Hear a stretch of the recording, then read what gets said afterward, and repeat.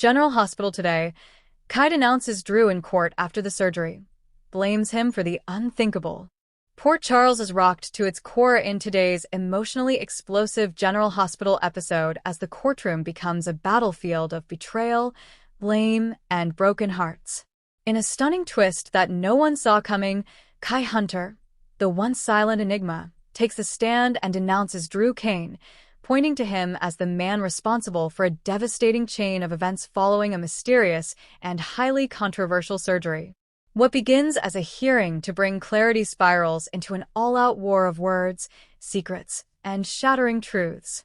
Let's dive into the chaos unraveling in Port Charles, where loyalties are tested, masks are torn off, and Kai's voice changes everything.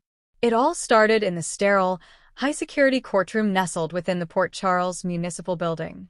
Journalists and curious residents buzzed in the gallery, whispers thick with anticipation. The case? A post-surgical negligence investigation, routine on the surface, but everyone knew this wasn't just any malpractice hearing. Drew Kane, former Navy SEAL, hero of many Port Charles tales, was seated confidently at the defendant's table.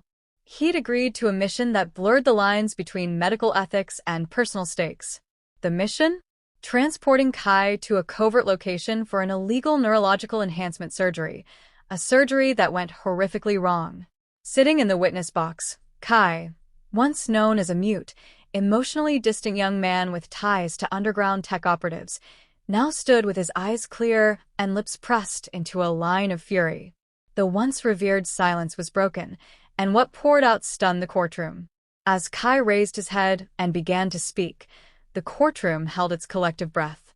It was the first time many had ever heard him speak at length, and what he said cut like a surgical blade. "I was a pawn in Drew Kane's war," Kai stated coldly.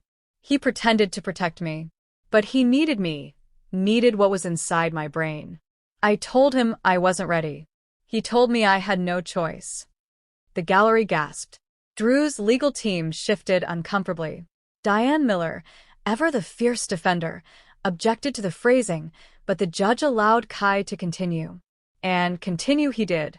Kai detailed how Drew coerced him into undergoing a highly experimental procedure meant to unlock dormant cognitive frequencies that could decode encrypted intelligence data hidden in Kai's subconscious. The surgery had been performed in a black site clinic outside Port Charles, off the grid, with no oversight and no safety measures. He said it was for the good of the country, but it was about control, Kai accused. "After the surgery, I was no longer myself. I lost weeks. I lost memories. I see flashes now, faces I've never met, voices I don't recognize." Drew knew the risk, and he did it anyway. As Kai's words landed like gunshots, Drew's composure began to crack.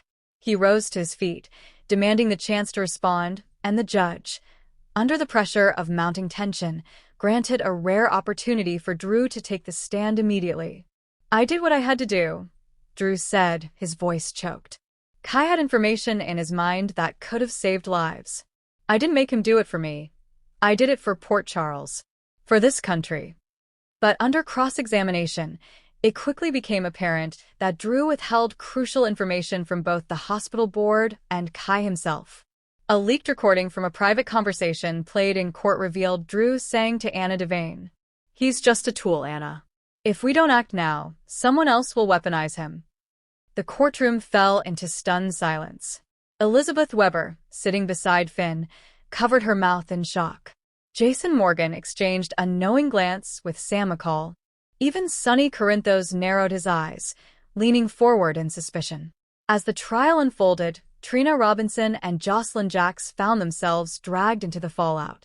Kai had grown close to both women during his early months in Port Charles. Trina, intrigued by his withdrawn nature, once said he had a soul haunted by things he couldn't say.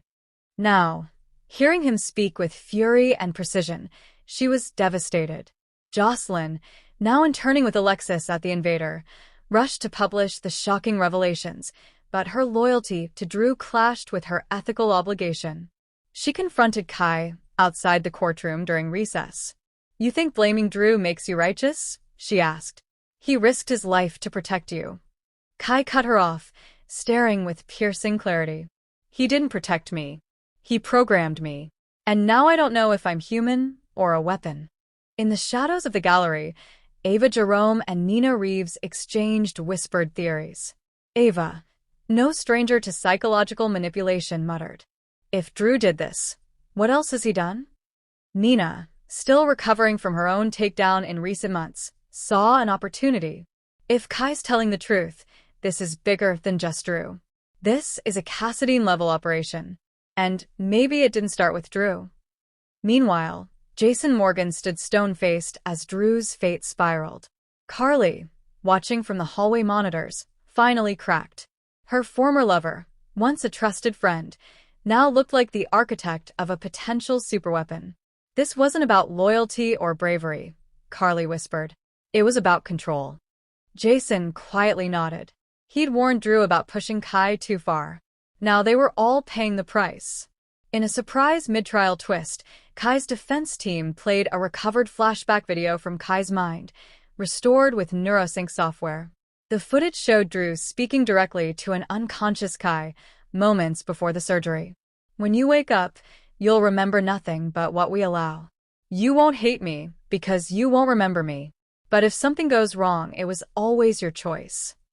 That line blew the trial wide open. Was Drew guilty of abuse of power, medical manipulation, weaponization of a civilian? Or had he truly believed he was saving lives? Pressed by the court to testify, Anna Devane took the stand. She reluctantly confirmed that Drew had been acting off-book, but not without precedent. We've used tactics like this in WSB. Not proudly, but sometimes necessity overrides morality. I warned Drew. He ignored me. Her testimony painted Drew as a well-meaning soldier who stepped off the ethical cliff. Just when it seemed like Drew would go down without a defense, Spencer Cassadine arrived in court, a dramatic return from Greece. I know what it feels like to be used, he declared. But Drew isn't the villain. The operation? It wasn't sanctioned by him. It was hijacked. Spencer claimed that Valentine and an unnamed WSB rogue operative had tampered with the surgery, redirecting it without Drew's knowledge. Kai was a pawn, but so was Drew. With tears in his eyes, the judge took a recess. When he returned, the ruling shook Port Charles.